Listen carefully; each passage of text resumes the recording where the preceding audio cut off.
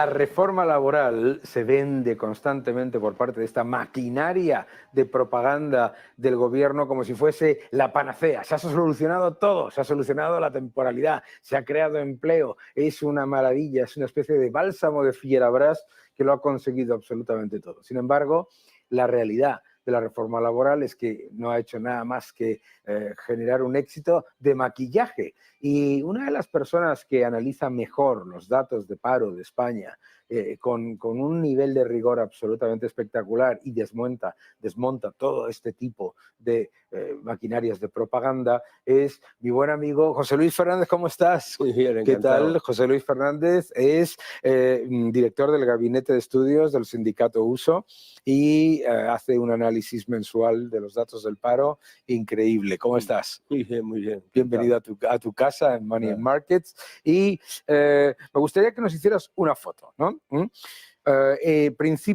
Finales del año 2019, el paro efectivo, el número de personas apuntadas al SEPE, unos 3,4 millones de personas, y terminamos 2023 con 3,4 millones de personas prácticamente apuntados al SEPE. Sí.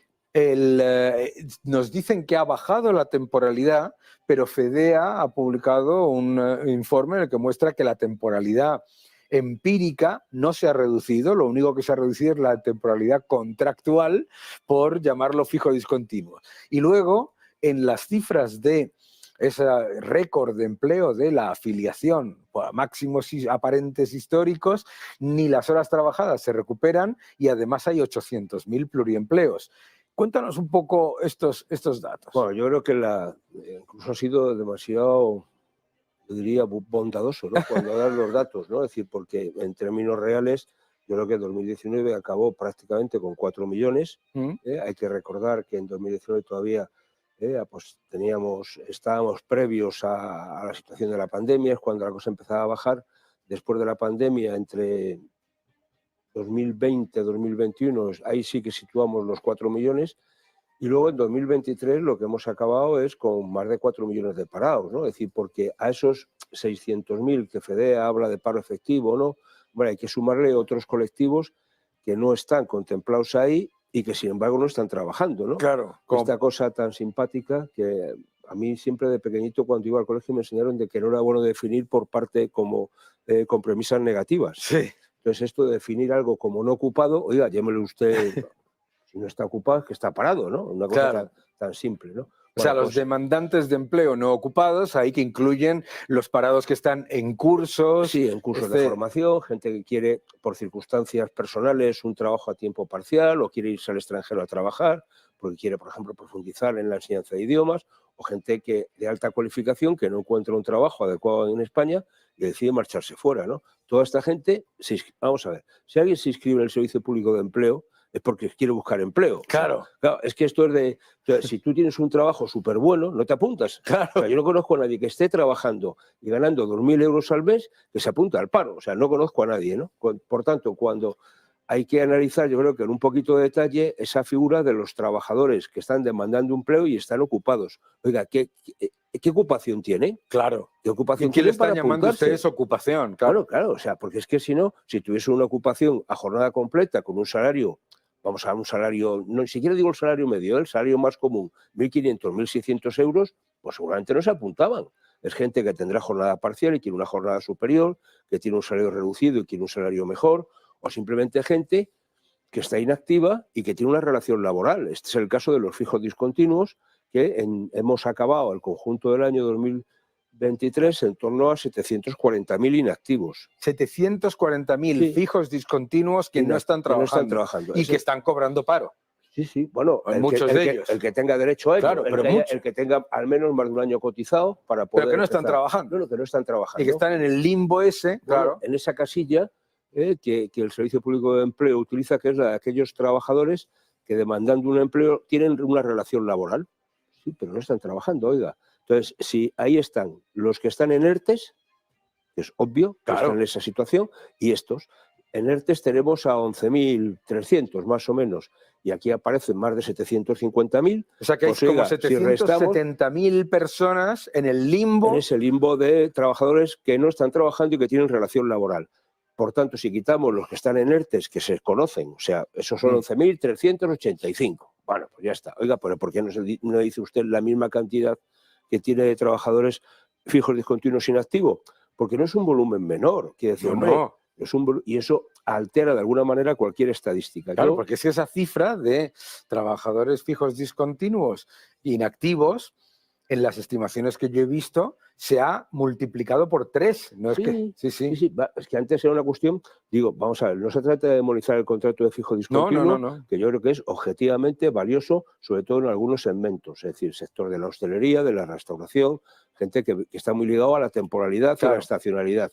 La producción de conservas, por ejemplo, es decir, el mercado agrario, ¿no? Es decir, la recolección, es decir, hay situaciones que está claro. Ahora, cuando lo que se utiliza el contrato de fijo discontinuo es para camuflar un contrato temporal, lo que venía siendo el contrato por obra y servicio de toda la vida, y ahora eso pasa a ser un contrato fijo discontinuo, y si te he visto, no me acuerdo, vamos, me acuerdo a lo mejor dentro de 2 años. Pongo un ejemplo, es decir, si un señor que tiene una pequeña tienda de confección, tiene 3 empleados, y llega el verano y tiene que darles vacaciones. Oiga, subcontrato a alguien para sustituirles, contrato a un trabajador para 3 meses o para 2 meses, en función de cómo hagan los turnos de verano. Oiga, le tiene que hacer un contrato de fijo discontinuo. Efectivamente. Y hasta el año que viene no se sabe si va a trabajar o no. Hay otro fantástico, que es que cuando vas a la televisión y te contratan para un día, media hora, el día que vas a charlar, pues eres un fijo discontinuo. Entonces, resulta que hay personas, ¿no?, conocidas, que son pues 5 trabajadores fijos discontinuos. Bueno, pues esto lo que están haciendo en el fondo ya ni siquiera es maquillar, simplemente es deteriorar, distorsionar la realidad de nuestro mercado laboral, ¿no? Porque el problema de esto es que la gente que está necesitada, si tú no la cuentas bien, si no la tienes en cuenta en las estadísticas, al final no pones medios para sacarle de esa situación. Las políticas están equivocadas. Claro, es decir, si tengo que buscar políticas activas de empleo para 1 millón, resulta que hay 1,5 millones, pues oiga, alguien se queda fuera, ¿no? Y este es el drama, ¿no? Después de cada número, después de cada numerito de estos que aparecen en las estadísticas, nosotros lo que vemos desde el abuso, y yo lo que veo son personas. Personas a las que el Ministerio necesita. Es decir, no puede ser que el SEPE se acabe convirtiendo o se está convirtiendo en un mero gestor de la prestación. Eso es. Sin embargo, no intermedia para nada en el ámbito laboral. Es decir, ¿cuánta gente accede a un puesto de trabajo a través de la intermediación del Servicio Público de Empleo? Poquísimos. Claro, pero fíjate que lo de los fijos discontinuos, en el año 2017-2018, Comisiones Obreras y UGT decían que era temporalidad disfrazada. Bueno. Claro, y ahora parece que no tiene nada que ver. Es que yo alucino. Es que yo creo que mucho de esta reforma laboral, o en general muchas de las reformas que plantea este gobierno, tienen mucho que ver con la semántica y no con la realidad, ¿no? Es decir, como lo de la temporalidad, claro. Cambias temporalidad. A mí me encanta eso que hayan cambiado temporalidad empírica, es decir, temporalidad real, por temporalidad contractual. Bueno, es alucinante, me da exactamente igual, ¿no? Claro, o sea, yo lo que le pregunto a la gente es... ¿Cuánto dura tu contrato? Claro, ¿cuánto dura tu contrato? ¿Te han cambiado las condiciones? No, sigo haciendo lo mismo. Ahora soy un fijo discontinuo. Antes tenía un contrato por obra y servicio. Hombre, si queremos meter el dedo en la llaga, hombre, a mí ya me parece bien, ¿no? Lo de fijo discontinuo, teóricamente, en caso de un futuro despido, se te computa todo el tiempo, incluso los periodos de inactividad. Desde ese punto de vista, te llevarías algún dinerillo más desde el punto de vista de la indemnización por despido. Pero nadie quiere que le despidan, con lo cual eso es irrelevante. No, o sea, y además es que es irrelevante. Objetivo, claro, es que es irrelevante. Los tiempos que hay no dan para mucha cuantía, ¿no? Pero me parece que tiene que ver mucho con el cambio de cromos. Sin embargo, cuando una persona acaba un contrato por obra o servicio, tenía una pequeña indemnización adicional de 12 días, que ahora pierde. Ahora ya no la recibe. Ahora pierde a cambio de un supuesto beneficio si te despidiesen dentro de 3 años, cuando en España el 80%, no el 80% más, de las causas de despido es la quiebra, es el cierre. Bueno, me parece que este tipo de situaciones tiene que ver mucho con un desconocimiento de la realidad, ¿no? Es decir, que yo creo que este gobierno en general y mucho en el Ministerio de Trabajo está en el relato y no en la gestión, ¿no? Bueno, yo creo que es que hay una tendencia en muchos gobiernos en las que ante la incapacidad con respecto a sus políticas, y lo estamos viendo, por ejemplo, en Francia también, ¿no? En algunos casos, pero también incluso en otros países, pero en el caso particular de España, para mí es muy evidente que ante la incapacidad de verdaderamente reducir el paro y mejorar el empleo, se dedican a maquillarlo. Yo creo que es muy claro. Bueno, pero al final con eso ¿a quién pretenden engañar? Hombre, Porque, para claro, empezar, una maquinaria que te dice récord de empleo todos los días. Sí, pero si yo me voy, mira, hay un dato que para mí es muy, o sea, yo he calculado, a mí me gustan mucho los datos de la Contabilidad Nacional, me parece que son muy fiables dentro de lo que cabe. Entonces, si yo veo los datos que da la Contabilidad Nacional de personas ocupadas, todas las personas ocupadas, después miro el número de horas que trabajan esas personas ocupadas, divido y hago la jornada media. Claro. Entonces, es dividido por el número de semanas, como son trimestrales, 13 semanas que tiene un trimestre, me sale la jornada media semanal. Claro. Bueno, estamos en 31,3 horas semanales. Eso quiere decir que hasta una jornada completa, que ni siquiera voy a ponerla en las 40, la voy a poner en 38, por aquello de los empleados públicos que tienen menos, digas que nos faltan 6, 7 horas. Claro. De trabajo. Claro, es decir, estamos trabajando muy poco tiempo. La evidencia de las horas trabajadas para mí es clarísima, porque además ellos mismos era la manera en la que hablaban de que no se creaba empleo, se troceaba, ¿verdad? Esa es la palabra. Claro, 20,8 millones de afiliados, de los cuales, de afiliaciones, de los cuales 800.000 son pluriempleos. Y 300 y pico mil, 350.000 es aumento de empleo público pagado con deuda. Sí, bueno, pero a mí el que el empleo público se incremente no me preocupa si está bien incrementado. Quiero decirte, si eso realmente tiene que ver con una mejor atención a los ciudadanos. Es decir, mejoramos la atención sanitaria, mejoramos, por ejemplo, la atención en el Servicio Público de Empleo, porque esté algún funcionario más, porque es misión imposible, ¿no? O metemos unos cuantos trabajadores o trabajadoras públicas en los servicios de la Seguridad Social, donde conseguir una cita para poder jubilarte es misión imposible. Es decir, oiga, si usted me mete ese incremento de empleo público, me lo dedica ahí, a poner más gente que trabaje para atender más y mejor a los ciudadanos, estoy encantado de la vida. Sin embargo, no ha pasado. Lo que ha pasado ha sido lo contrario. Si usted en el empleo público lo que me está metiendo es al cuñado, es decir, al amigo, es decir, al primo, al conocido, diga, pues eso no. Claro. Es decir, yo creo que al empleo público hay que hacer por igualdad, mérito y capacidad.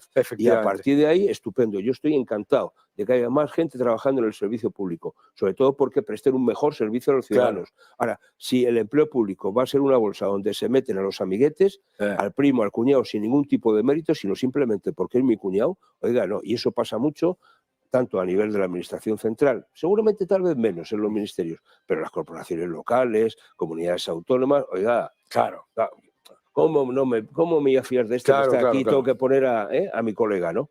Y el problema es que cuando hay un cambio de gobierno, es decir, hombre, queda muy feo echar al que está. Claro. Pero claro, de ese no me fío, porque era del otro, entonces tengo que poner al mío. Claro, sí. Con lo cual vamos engordando ese número de empleados públicos que yo creo que son bastante ficticios, ¿no? Sí, y para mí, sobre todo, el gran problema es con qué se paga. Porque claro, aumentar el empleo público para lo que sea necesario, como tú bien dices, pero claro, si lo pagamos con mucho más déficit, mucha más deuda, y por lo tanto aumentamos todavía más el agujero fiscal de España, es un desastre. José Luis, muchísimas gracias por venir al programa, un placer. Ya sabes que estás en tu casa. Oye, pero de todas maneras tenemos que seguir porque se nos han quedado a hablar de las bajas en la seguridad social, lo que es la caída de la contratación.